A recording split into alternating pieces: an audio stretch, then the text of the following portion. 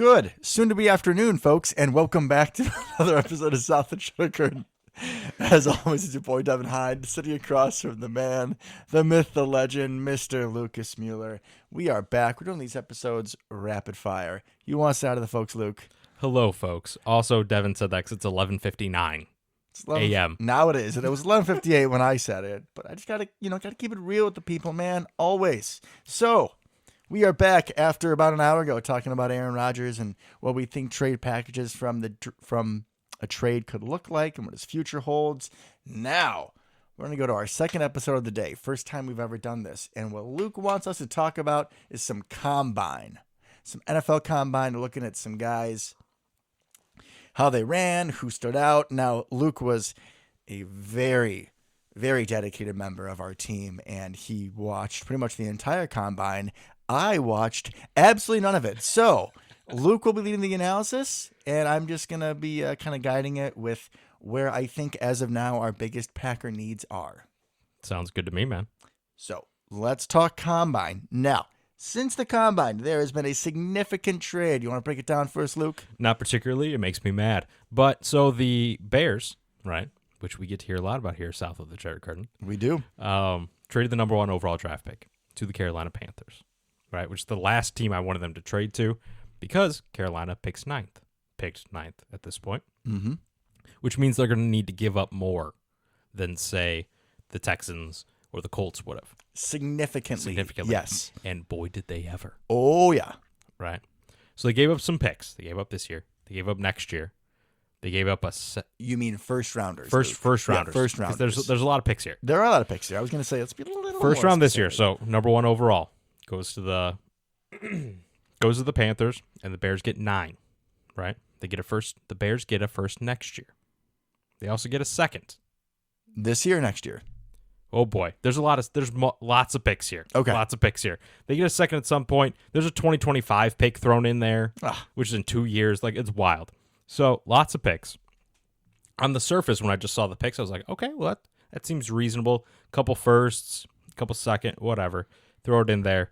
Good stuff. Okay, and then I saw the bombshell, which they say for the end of the tweet, and that is Luke's man crush at wide receiver. He is. DJ Moore going to the Bears, man. That makes me very mad because I love DJ Moore. Oh, you know yes, I you love do. DJ Moore. Yes, you do. I wanted us to trade our first round pick this year for DJ Moore at the trade deadline.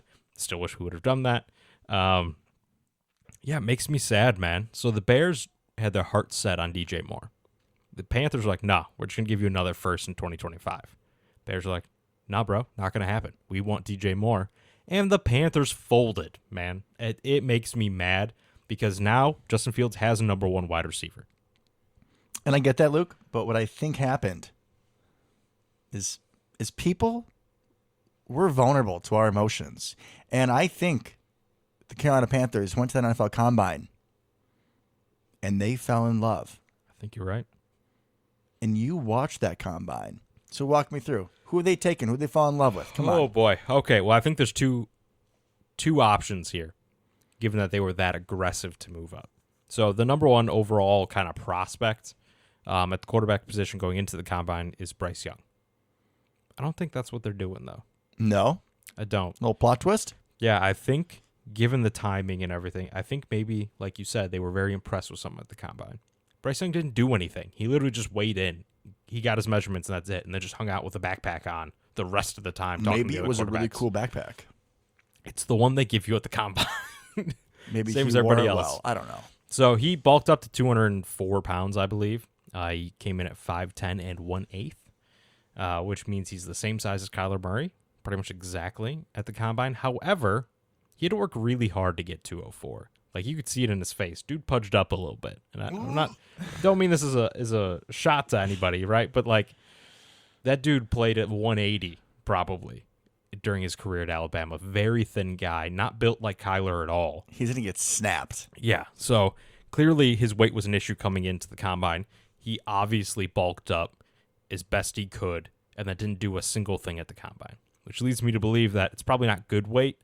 And I imagine he'll drop that and look more like he did at Alabama entering his first year in the NFL, which I think is a problem given that if you can't bulk up at Alabama, you're not going to bulk up in the NFL People have gone on record saying that Alabama's weight room, their nutrition, all of that is equal or better than most NFL teams. I'm going to say something that might come off as a dick, but I don't really care. I don't understand how you can be a college or professional athlete. I mean, basically, when you're in Alabama, you're a professional athlete, and how you can't bulk up when you have personal trainers with you for every single workout. You have the absolute best in dietitians. He's a small guy, man. Yeah, but you have enough protein, which is available to you. You don't have the issue like socioeconomic. Like, yeah, not an issue. You have the dorms and everything. You can eat chicken breasts for days. Get 3 fucking chicken breasts for your lunch and your dinner. Hit the gym. Don't be a baby. Act like you want it. Like, I just don't understand. I get like metabolism can be harder, but I just, on this level, I don't get it. Which I understand where you're coming from, but he is a slim guy, right? He's not built to be big. I think even if you put on a ton of weight, it would be hard for him to naturally carry 210, 215 pounds. We should start taking him to Chipotle with us. That'll help. That's fair. People are built differently, Devin. It can be a challenge for some people more than others to bulk up. So I'm saying he's not going to get to 215. Right? He's not going to get there. And then he's going to get snapped. He's not going to be like Russell Wilson, who's been able to bulk up really well. And he's a much thicker build, right? More muscled up, has been from the start, and now he plays at 220, whatever it is. Right? He's a little Michelin man. He could probably drop a couple, for being honest, at this point in his career. But hey, man, he's getting older. So I don't think it's Bryce Young, moral of the story. I think it's one of two guys. I think it is C.J. Stroud. Probably C.J. Stroud. I hope for their sake it's C.J. Stroud. Because he looked phenomenal, right? He tested fine. He's a good size for a quarterback. He's pretty much prototypical, right? He's not huge. He's not 6'4", 6'5", 230, 240. But he's a good size. He's like average quarterback size, right? Tested fine athletically. But when he threw the ball, it looked different, right? Everything looked easy. Everything was smooth. The ball on the routes was always in the right spot. It took him 20, 30 throws before there was an incompletion, right? Meanwhile, the rest of the quarterbacks that were throwing kind of left and right, bad timing with wide receivers, all that kind of thing, which is natural. You've never seen these guys before in your life, some of them. But there's one really interesting thing he did, I think, in particular. If he noticed that the timing was off on a route, because they would throw the same route 3 in a row to 3 different wide receivers, that they'd rotate to the next quarterback. If he noticed the timing was off, he would change when he would drop back. So they'd say hike or slap the ball, whatever they would do, depending on the quarterback, to initiate the play. And he would hold as if he was under center for another half tick after he snapped the ball, quote unquote. And then he would enter his drop back to try to ensure the timing was correct each and every time. It's leadership. Right. That's attention to detail. That's you knowing what's going on. That's you recognizing that you're dealing with some different circumstances, right?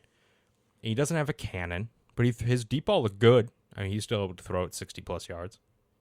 But he was on the money like each and every time, and it looked so easy, so smooth. The dude is a professional quarterback. So I think it's probably him. I think. But we got another stud out of Florida. Is this Tebow 2.0? Oh, man. Way more athletic than Tebow and has a rocket for an arm. But how is his heart? Well, you would love him, Devin, because unlike Bryce Young, this dude is jacked. He's 6'4", a little over 6'4", 244. Like, that's some tight end type stuff. You don't need to be jacked for me to like you, just to be clear. I'm just saying I don't understand how professional athletes can't bulk up. That's all. Anthony Richardson took that to heart, and he most definitely did. All right, AR, I got you. So he is a freak of an athlete. Absolute freak. Huge arm. Can't hit the broadside of a barn at this point. Needs some work on his mechanics. Overall, they're not terrible, but he is a little lazy with the footwork, which isn't surprising given someone of his natural talent ability. Yeah, people don't have to. If you're that talented at that level, you can get away with it. Right, you don't have to be a technician yet, but you're going to have to get there. Oh, yeah. So I said he was 6'4", 244. The man ran 4.43. Do you think he lasts to pick 12? Bye, Jordan Love. I don't think so. I don't think so, honestly. Freak of an athlete, like third fastest quarterback 40 ever, right? And now Michael Vick and Lamar Jackson didn't run at the combine. Lamar is rumored to run like mid 4.3s, right? But Lamar's a stick, and that was also his pro day, which are always faster. But 4.43, that's high-end running back. It's pretty high-end wide receiver speed. You're talking cornerback speed there. And you saw that there was a play he had against LSU where he ran past the entire team. It was an 80-yard touchdown. He ran through the defense, and no one could catch him. Yeah, it's something you just don't see. It's like Forrest Gump. Right, and this guy's literally the size of a tight end. 40.5-inch vertical. Crazy athlete. So super explosive. Huge guy. Built. Can definitely withstand punishment, right?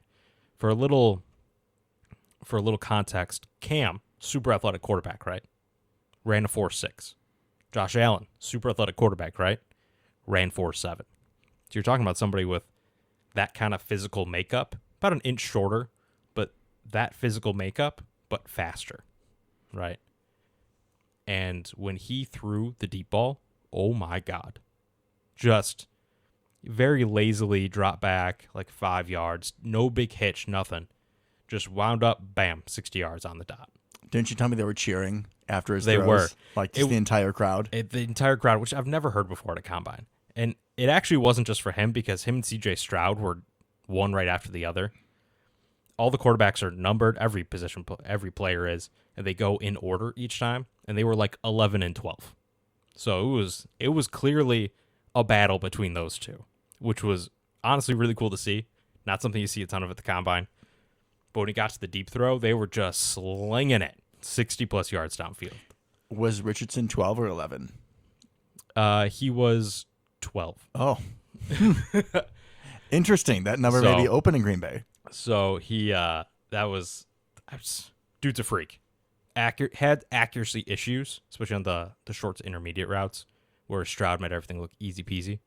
So Richardson has a lot to clean up, but the kind of just the measurables, oh my God, we've never seen a quarterback like it. The honestly. speed and the cannon, I cannot wait to watch him next year. He's probably going to be terrible to start, and he should not play probably his first year, at least most of it.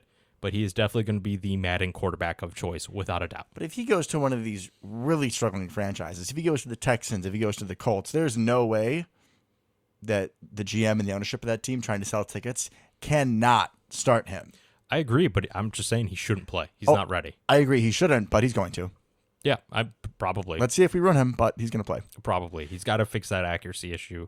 He didn't run a ton at Florida, which is interesting. You'd almost like him to run more. So I think in the NFL, he's going to run more. There's going to be a lot more designed runs. Going to be treated a lot more like Justin Fields or Jalen Hurts. Probably a lot like Jalen Hurts, actually.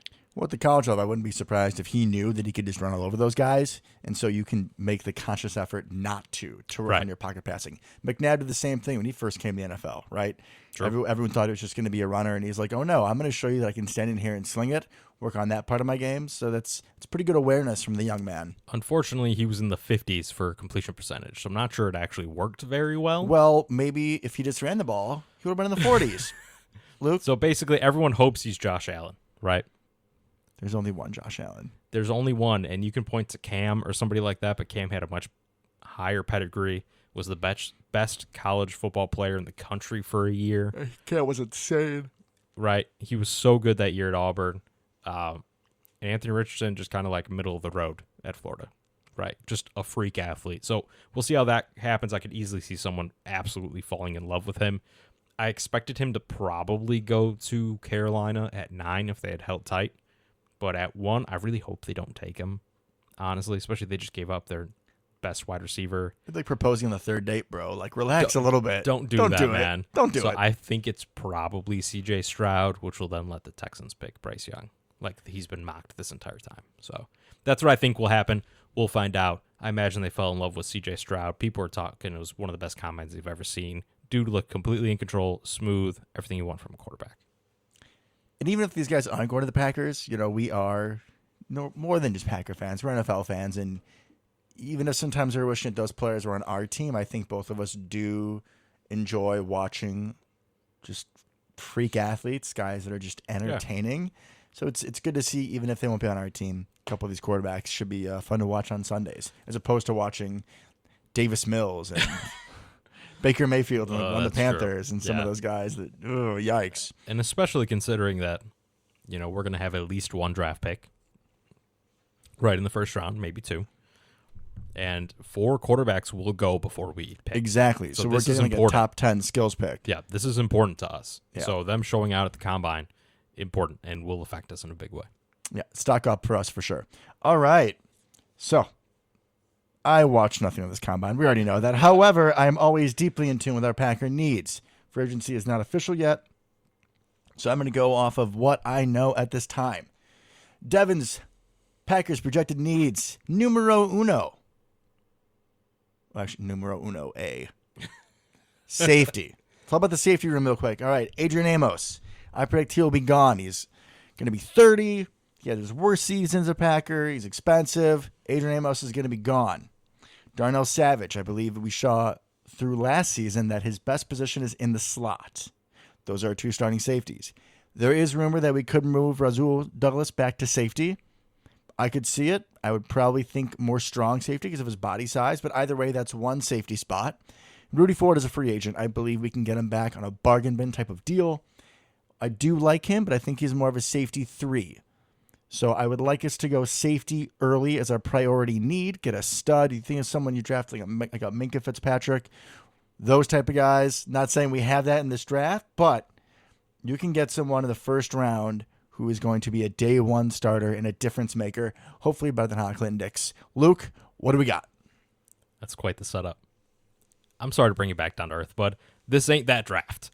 This is a bad safety draft. And honestly, after the combine, it got worse. Oh, wonderful. A lot worse. I'm going to leave now. Thank you. Yeah, it was a lot of hype, man. I appreciate that.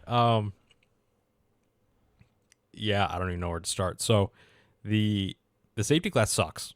I think depth-wise it's not bad, but absolute top, there's like one guy, and he underwhelmed athletically. The Alabama kid? Yeah, there's actually 2 Alabama safeties, and I think I'll get to the second one. Those don't work out well for us, so maybe we shouldn't. They're like 2 of the top 5, though. So, yeah, the best safety in the draft is Brian Branch. 6 foot, 190 pounds, junior out of Alabama.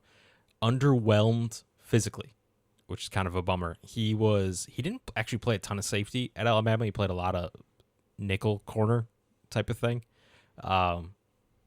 For anybody that watches a lot of other football, think like Jimmy Ward's position. Oh, you and Jimmy Ward. On San Francisco. But that's what he does, right? Jimmy Ward was originally a safety for San Francisco. Then he was a corner, and then now he's kind of nickel thing, and he's found his home. Fun fact, longest tenured 49er on the team. Huh, weird, right? So Brian Branch, 6 feet tall, not a good athlete. He ran 4.58, right? And you think, okay, it's well, like Josiah numbers. Maybe he's right. Maybe he's explosive, but doesn't have long speed. That's fine, right? A lot of safeties aren't like super, super high-end athletes now. 34-inch vertical jump, 10.5 foot broad jump. Broad jump's all right. Vertical jump's, nah. So you don't see a lot of explosion. He didn't do the agility drills, rep 14 for the bench press, which is he's a pretty strong kid. 14 to 225? Yeah. You could do more, couldn't you? I don't know right now, but I definitely could at one point. Yeah, for sure. That's saying something. But yeah, I don't know what to do with him because slot corner, nickel corner, he's basically best played at the position we play Savage at. So then not Branch. We got to branch on from that one. The problem is he's really the only good one. Well, then maybe okay, maybe. But then. let me talk through a couple more because I do have a couple guys. The problem is that it's a lot of slot corner type safety guys, but they don't have the athleticism to back it up. So the one guy I do kind of want to highlight because there's a couple here. There's J.L. Skinner out of Boise State, bad athlete, decent size. Antonio Johnson out of Texas A&M, bad athlete, decent size. So I think we need some size, right? I'm thinking more like Amos, personally, is kind of where my head's at. So that leads me to the other Alabama safety, Jordan Battle. Great name. I was going to say, great name. Him and Skinner. Let's draft both those guys. Savage and Battle back there. That's pretty cool. This guy is 6'1", 209. Ran 4.55, which is okay, but he's bigger, right? He's a little bit bigger, a little bit heavier. A little bit more of your traditional type box, kind of do-it-all safety, right? One of the comparisons I've seen a lot with him is Justin Reed We could use Justin Justin Reed is solid. I like would that. take that level player. Right? He's got some good size, some good speed. I think he could step in and play. And he's not going to be a first-round pick, I don't believe, unless somebody absolutely falls in love with him. So I don't think safety is probably the play for us here unless we really love Brian Branch and we think he can play our kind of Adrian Amos, Rudy Ford-ish type position, right? Because I assume Savage can be in the slot like you do. But yeah, just underwhelming, man. Not a lot there, honestly, until a couple later rounds. I don't think it's going to be a first rounder for us. I think hopefully we get somebody in free agency.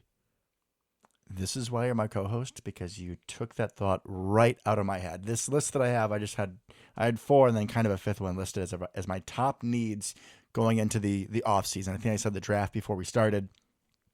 But yeah, I mean, I need either of these, any of these needs can be fixed either through free agency, the draft, or even a trade.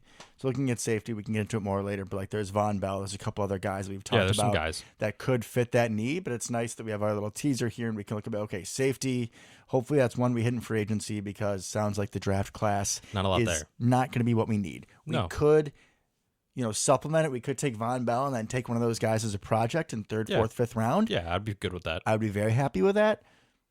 But it sounds like it might be a little difficult for us to get a day 1 starter. This is why I'm our co-host. Thank you, sir. All right, number 2. Oh, sorry, 1B. Whatever. I'm the absolute worst. 1B, projected needs. Tight end. We have McHenry's own, Big Bob. Roberto Grande, Big Bobbert. Every other name that Luke calls him. Big Bobbert right now is going to be a free agent. There is a chance we bring him back on a vet min. Even if we do, Luke keeps on saying he's hoping that, a year out of that ACL, we're going to see more the Big Bob that we know and love. And I just, what? Man can dream. I thought you said neck injury. And I was like, no, it wasn't. I'm forgetful. But yeah, I just don't know if we're going to see that. So even, we bring back Big Bob. We're not sure. Mercedes Lewis is either retired or he's a tackle. I'm sorry. Tyler Davis, I don't know his status, and Josiah is a fullback. So we need a tight end. This position, though, is one that I believe that we can hit. I said with safety, too. But I actually know some tight ends. Dalton Kincaid, the kid out of Iowa. So, Luke, break it down for me. Who we taking with tight end, or maybe Mr. Mayer? Oh, man. What a draft class for tight ends. Woo! This is the exact opposite, man. They're love all athletic freaks. Like, literally everybody you can think of in this draft class, athletic freaks. So we got Luke Musgrave out of Oregon State, athletic freak. We got Dalton Kincaid, athletic freak. We got Michael Mayer, actually not an athletic freak. He's probably the least athletic tight end that I'm going to mention. But he's lucky. Yes, he went to Notre Dame. And he's overall very good. He's a very solid, well-rounded tight end. Athletically, think kind of TJ Hawkinson, who's not like top-tier athlete, but like pretty good athlete. And I think he's going to be a nightmare for defenses. Michael Mayer, pretty close to Michael Myers. Okay, we're that moving energy on. I love. We got Darnell Washington, who everyone's like, oh my God, this is Mercedes, but young. So, you're missing another one. Who I have. Oh, I got more, man. You better. I got more. I got Sam Laporta from Iowa, right? Pound the table for that man. And I got Zach Kuntz out of Old Dominion. Project, but good God almighty. So we'll get to him last because he's definitely further down the list here. But I think if we're talking first round, I don't think we're going to do Darnell Washington, although I'll touch on him in a second. I think really it's probably Musgrave, Kincaid, or Mayer. Mayer, really good overall tight end, ran a 4.7. So that's kind of the floor of athleticism in this draft class, at least of ones that we're realistically going to take. There were some guys that were less athletic, but he tested the worst. But overall, he's a really good blocker, really good receiver, came up big for Notre Dame. People have kind of even mentioned like his routes are Kelsey-esque, his ability to get free underneath, that type of thing. Soft hands, really quality tight end, but not that top-tier athlete that some of these other guys are. So Luke Musgrave, dude's an athlete, right? This tight end class is something else. I love it. I absolutely love it. So Luke Musgrave out of Oregon State, 6'6", 253, ran a 4.6, 36-inch vertical. That's pretty good for a tight end, right? It's exceptional. In any other class, you'd think it's exceptional. Here, it's just kind of par for the course. We're being honest. Like, these dudes are crazy. So he would be awesome because we're talking about we want a receiving athletic tight end, right? That's kind of what we're looking for. Pre-injury Big Bob, except these guys are all honestly more athletic, but similar size. So outside of him, we got Dalton Kincaid, who a lot of people talked about. 6'4", 246, a little bit smaller, just a little bit. Pretty much the same size as Anthony Richardson, actually. And Let them race. he didn't run at the combine or anything, but on tape, really good receiver, not a great blocker, definitely a receiving tight end, right? But athletic, some people kind of talked about like young Zach Ertz. Okay, type of thing. I can see that. Okay, Musgrave's a little bit more. Here's a good way to think of it for anybody who's familiar with Philadelphia tight ends. Dalton Kincaid's more Zach Ertz. Okay. Luke Musgrave's a little more Dallas Goedert. Okay. Both good receiving options, but do it a little differently. One's a little bit bigger, the other one a little more athletic. Darnell Washington is a beast of a human. Dude is wild. He is just a mammoth of a human. He is 6'7", 264, and ran a 4.64. Mercedes all over again, like you said. Correct. He's young Mercedes, because Mercedes was an athletic freak when he was young, right? People forget that because he's, as old as a dinosaur at this point. But dude was athletic. So Darnell, not a ton of explosion, not a good broad jump, not a good vertical. However, some of his agility drills were second overall for all pass catchers, including wide receivers. Which is so unnatural when you're that tall. Doesn't make sense, right? Does not make sense at all. So he is a huge. Now, I have some trepidations. Yeah, because he's so big that even with that agility score, like watching some tape on him, he just doesn't. I worry about some of the shorter routes. Is he going to be able to get in and out of breaks? Because it didn't really look like he did a ton of that at Georgia. So he tested well agility-wise, but he definitely lumbers. He's fast, but he lumbers. It's difficult not to lumber when you're that size. So think a little bit like when you're trying to picture him. Crazy Hands, by the way, made an insane catch on a kind of a goal line fade type drill at the combine. Crazy. Think Gronkish, how he moves, right? And how he blocks, actually. That's a pretty good comp.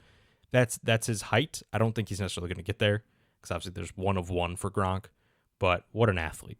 What a mountain of a man, and what an athlete.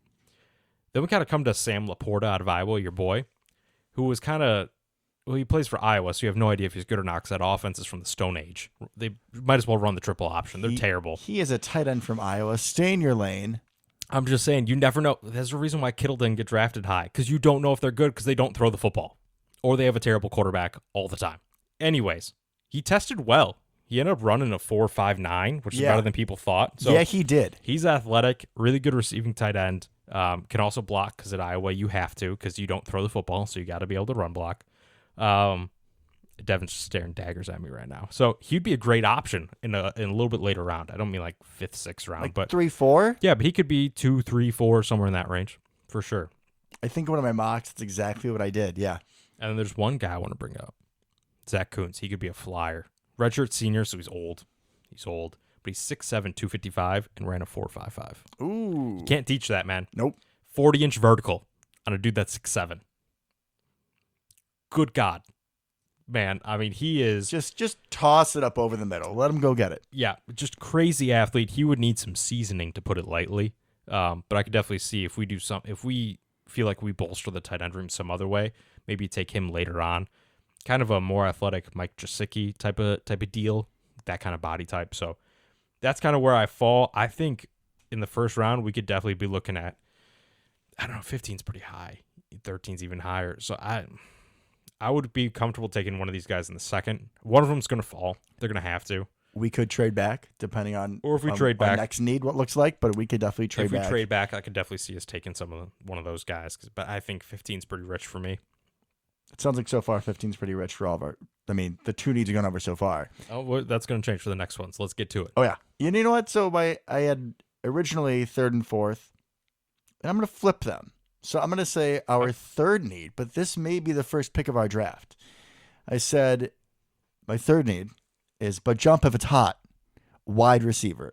So let's talk about wide receiver room, right? So Randall Cobb, free agent, Lazard, free agent, Sammy Watkins, we let go during the season. So we have the holy trinity of rookies from last year. Christian, the Dr. Watson, Romeo drops Dobbs, and Samare, I'm open all day Toure. And that's it. So I know personally we've been linked to, I want to say it's USC receiver, Jackson Smith Nijma. Ohio State. Ohio State. I mean, same thing, basically. I know he's a big slot guy, really fast. How about you let me take it over? Exactly. I was going to say I'm going to stop. Okay, so yeah, because here he's and not hand it fast. Really, over. there's two guys in the first round. Jalen Hyde had a lot of buzz coming out of this last season. Oh my God, such a deep threat. And then he runs a 4.4 flat, which is like, okay, well, that's fast, but it's not like people were talking like Tyreek fast. No. And it didn't happen. He's also 6 foot, 170 some pounds. Too small for us. We don't draft skinny guys like that. MVS was a little bit different because he was tall, carried more weight. But really, that's kind of how the entire draft goes for wide receivers outside of like 2-3 guys. Really little. They're really little. Like 5'8", 5'9", 5'10", 175 pounds little. Like, that's most of these guys. So I'm going to touch on the couple that aren't because we don't take people that size. No, we're very sizist. Especially early on in the draft. Like, there's only a couple options for us. So there's Quentin Johnson out of TCU. Physical freak. Didn't run at the combine, but he's 6'3", 6'4", can jump, really big catch radius. Probably would run like a 4.4 flat type of thing, but he's got a lot more size to him than Jalen Hyatt. So really bouncy guy type of thing, kind of like a basketball build, if that makes sense. Can really go up in high point. Some questions on his hands, consistency-wise, but overall could still make really incredible catches. Played some of his biggest games in the biggest moments, which was good, even though he was injured towards the end of the year. People don't seem super high on him, but definitely prototypical outside receiver build, for sure, if that makes sense. I think the other guy is JSN, for sure, Jackson Smith and Jigba, out of Ohio State, 6'1", like 190, so he meets kind of our metrics. Didn't run. He's going to run slow at his pro day, probably 4.6, I would say, but had the best agility drills of anybody there. So I'm thinking you're hoping Jarvis Landry, Keenan Allen type vibe there. And can you imagine with Watson and Dobbs on the outside? That could be filthy, sir. That would be. So I think we have a real shot with him. I think we could take him in the middle of that first round for sure, because I think he fits what we want outside of maybe speed, but he would fill a hole beautifully. Crazy good route runner, very good hands. Put up some great numbers in a very good wide receiver room there at Ohio State because they're just cranking people out at this point. I could see that. Really, there's only like Jordan Addison, too small and ran too slow. He's somebody that was mocked to us early on. He's like 5'11", 6 foot, 170 some pounds. He's just too small. And you got to be quicker. And he ran like 4.55. That's just not going to cut it in the not first going to round. do it. So one guy I do like maybe in the second round, Cedric Tillman out of Tennessee. Dude's jacked. So at least if you're going to be slow, at least be big. Oh, yeah. Right? Punish people. So dude's 6'3", 220. Ooh. Ran 4.55, I think. So in my like slightly slower AJ Brown build, like when he was doing receiving drills, he really stood out because the dude looked like a man compared to most of these other guys. So think like jacked AJ Brown type of vibe. We're not to DK Metcalf yet, but definitely probably in the AJ Brown build. You give me a somewhat DK. You got very excited.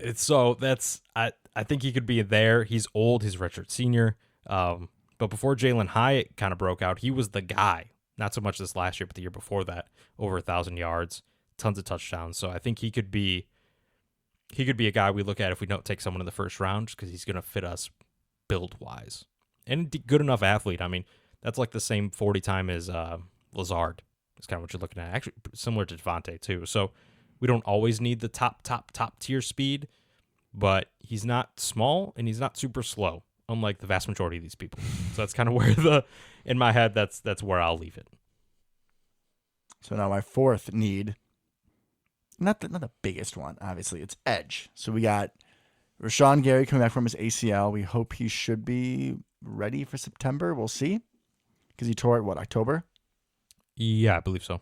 So Gary, but we'll see when he's 100%. You got Preston, who's getting up there in age, and then Jajay Anikbari, who showed a lot of flashes his rookie year as a rookie out of South Carolina. And then you have like Jonathan Garvin, Tipa, and Ladarius Hamilton. We also did have the Justin Hollins looked good in the limited time we had him for, but he's a free agent. He might have played too well to come back onto that minimum contract. So between the age of Preston and the questionability of position number 4, think edge would be a spot that we should draft somebody as well. Really good draft for edge. Ton of depth. You got some top end guys, Will Anderson, Tyree Wilson, both really good athletes. They're not going to be there when we pick. So we're going to skip them. I'm only going to highlight a couple because legitimately there may be 20 guys that get taken in the first 2 rounds. So we're not going to name all of them. I'm going to highlight a couple. That's about it because there's so many. And once again, they're all freaks. Like everyone ran crazy fast. These are all monsters. Really good group here. So a lot of depth. Think we could definitely hope a really high end one falls to us in the first or second round. So I'll kind of start with the guy that blew up the combine, Nolan Smith out of Georgia. Plus he's from Georgia. Oh, so then he's going to us for sure. Yeah, for sure. Crazy athlete from Georgia. We don't draft those. Never. Little undersized, I would say. He's on the lighter side. We normally like bigger, bulkier type outside linebackers. He's only 6'2", 238. Yeah, that feels like Gone in the Wind. It does, but I mean, we're talking Hassan Reddick, right? He blew up the playoffs and had a fantastic regular season, and that's kind of similar size, right? So he ran a 4.39, right? That's wild. 41.5-inch vertical jump. Like I said, Gone with the Wind. Like that dude is a crazy athlete. Not a ton of production in college, but when you're on that Georgia defensive line, people are getting rotated all the time. Everyone eats, but nobody eats a ton, right? You're not going to get double-digit sacks on most of those guys. So he's never going to be a run stuffer, right? He's never going to really set that edge like Preston. He's just not big enough for it. However, he could definitely, I think, carve out kind of a Hassan Reddick pass rusher for hire type vibe to him, you know, where he comes in, that's his job. Like he's going to rush the passer because he's way more athletic than anybody's going to try to block him. And you could pair him with Gary. Yeah. And then you have JJ and Preston on first and second down. It would work. That's not bad. Yeah, that's not bad at all. The other guy I want to highlight, Lucas Van Ness. Oh, right? Hell yeah. This is 100% a Packer pick. So Lucas Van Ness didn't even start at Iowa. Didn't even start there. He was a backup on Iowa. Iowa's own. Well, my guy's from Barrington. So he's Barrington's own. He can be both. He looks like the most Barrington human that's ever lived. Because good God. If you're from the area, you know. You know. 6'5", 272. Really good size on him. Ran a 4.58, 31-inch vertical, so not the most explosive, but had decent agility and strength. Really, this is a project a little bit. Good athlete, needs to refine some skills. Testing-wise, he's very, and I texted you this, incredibly similar to Rashawn Gary. Similar size, within an inch, within 3 pounds of each other. Ran the exact same 40. Had a 10-yard split that was 1/100th off of each other. Like, very similar to Gary, who went to a big school and underproduced there. Green Bay would be the perfect place for him to go. The perfect 100%. mentor for him to be Rashawn Gary. 100%. So if you want 2 Rashawn Garys, you want Lucas Van Ness. Yeah, I want 2 Rashawn Garys, and I want another Iowa lineman, of course. His teammates called him Hercules. Yeah, dude, that man is jacked. He is. He is a man god. So that's kind of where I'm going to leave edge because there's so many guys that I'll just leave it at those 2. All right. Should we share the 5th one, or should we save that for our surprise for our actual mock drafts? We'll save it for our actual mock drafts. Okay, I think so too. Because I mean, half of that 5th need is very important and close to my heart, and I need to be able to make sure I can give actual names for it. Absolutely, I got a couple guys ready and waiting. Hell yeah, Luke! Wonderful job. Thank you for watching the combine. I will be much more familiar with these guys when it comes down to our actual mock draft. But until then, folks, go Pack Go. Go Pack Go.